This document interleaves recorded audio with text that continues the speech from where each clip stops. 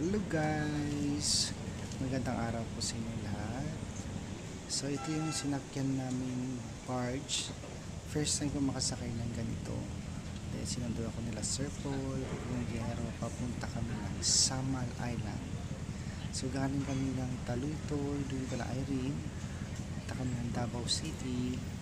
Kasi sinundo nila ako, papunta kami ng Samal. Yan. First time ko makarating ng Samal Island at tsaka dito first time ko rin makasakay ng barge. So maraming sasakyan po yung nakasakay dito. Tatawid kami papunta to sa Samal Island. Morning guys. Yan, umaga na po. Nandito kami nakatira. Dito kami nagstay nila Sir Paul. Nandito sila sa kumakpat. Natutulog pa po sila guys. So yan guys, ito sa tabing ilog. Tingnan natin guys yung mga ganap. Ang ganda, ang aga-aga. Ang dami naliligo guys. Ayan po. Ayan guys, umaga na. So nandito po ako ngayon sa Samal Island. Kung saan dinala po ako nila Sir Paul para makapasyal. So ang dami pong tao naliligo. Ang aga-aga. Alas 5 pa lang yata. So ito. Paligid ng karagatan. Thank you rin Sir Paul. At naranasan ko makapunta dito sa Samal. Ano yung mga naliligo guys. Kasi may mga tindang isda rin dito. Ang lalaki. Ito yung gamit namin. Wi-Fi Starlink.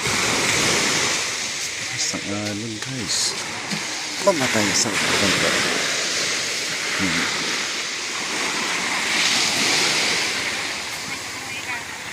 so ito na. Ang aga naman nila maligo guys. Ayan. Lakas ng alon. Anak ng putik.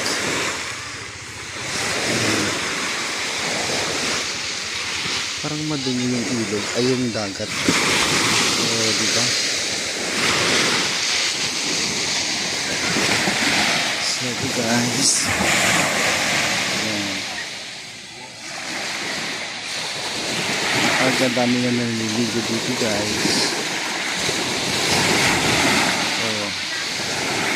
Bakit kaya ang lakas ng kampas ng alon? High tide tumaas siya kasi kagabi malayo itong dagat doong banda.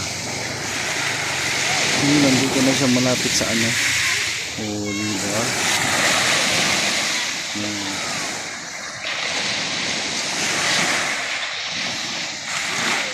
Sarap sana magbangka. Kaso malakas yung alon. Tsaka makulimlim at ang aga-aga may bahaghari. Mukhang uulan guys.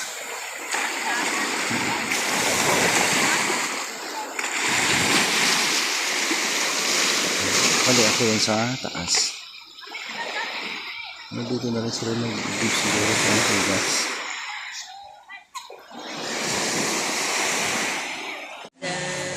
Sariwa ang mga isda guys. Anong isda to? Tuna.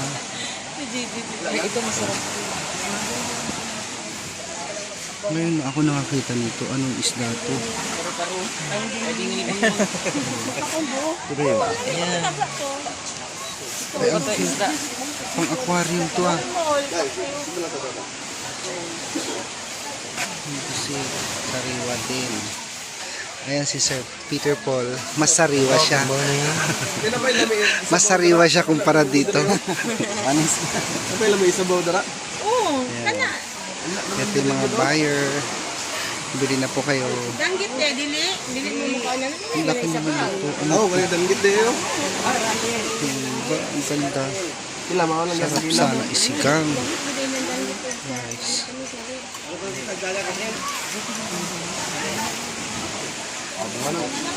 Kada umaga pala guys, sabi nila Yan yung mga residente dito. Nagtitinda sila ng mga isda.